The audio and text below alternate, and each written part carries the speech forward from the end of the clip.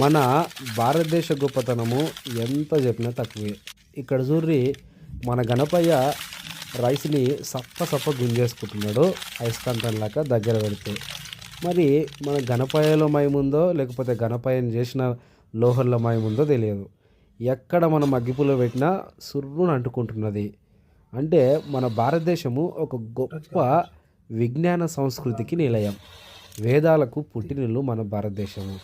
మన భారతదేశము ప్రపంచ దేశాలన్నిటికీ ఆ కాలంలో శాంతి చూపించింది. ఈ కాలంలో కూడా ఆ విధంగానే నడుస్తున్నది. కానీ కొంతమంది మూర్ఖులు, మన దేశంలో చదువుకున్న మూర్ఖులు, కొంతమంది చదువురాని మూర్ఖులు కూడా విదేశ విష సంస్కృతికి అలవాటు పడి మన సంస్కృతిని, మన జ్ఞాన భాండాగారాన్ని మనమే నాశనం చేసుకుంటున్నాము. మన భారతదేశము చాలా గొప్ప విషయాలు కనిపెట్టిందప్ప. ఆ విషయాలు ఎంత గొప్ప అంటే అసలుకి మన ఊహ కూడా అందవు.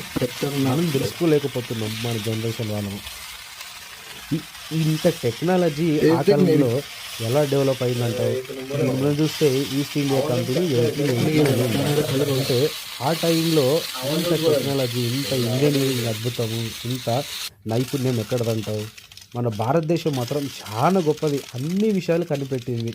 కానీ మనం తెలుసుకోలేకపోతున్నాం, అదుమూలము తుచ్చులమైపోయి.